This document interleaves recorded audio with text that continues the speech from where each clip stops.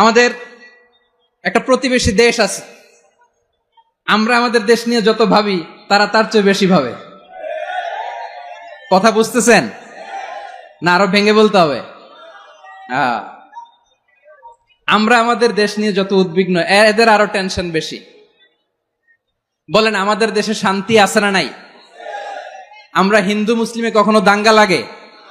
আসতে বলেন, কেন লাগে? ওদের পূজা পার্বণে আমাদের মাদ্রাসার ছেলেরা যে পাহারা দেয়, চিল্লায় বলেন ঠিক কিনা? আমাদের তাফসির মাহফিলের সময় ওরা ডিস্টার্ব করে, ঢোল বাজায় না। ওদের পূজা পার্বণের সময় আমাদের তাফসির মাহফিলের ডেট হলে আমরা চেঞ্জ করে দেই। সুবহানাল্লাহ, কি সাম্প্রদায়িক সম্প্রীতির রোল মডেল।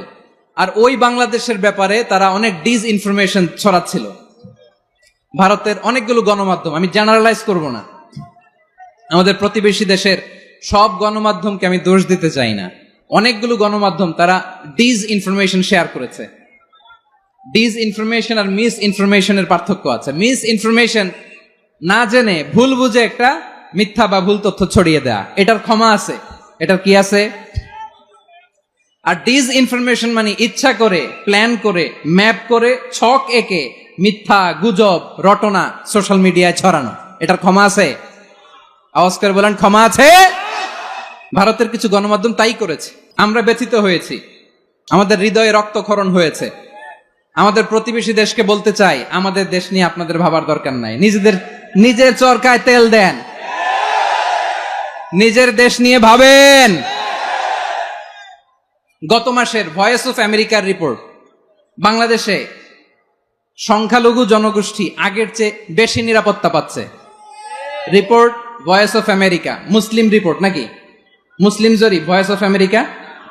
কথা বুঝে নাই বোধহয়। ভয়েস অফ আমেরিকা কি আমাদের রিপোর্ট? না, ভয়েস অফ আমেরিকার জরিপ, বাংলাদেশের সংখ্যালঘু জনগোষ্ঠী আগের চেয়ে ভালো নিরাপত্তা পাচ্ছে।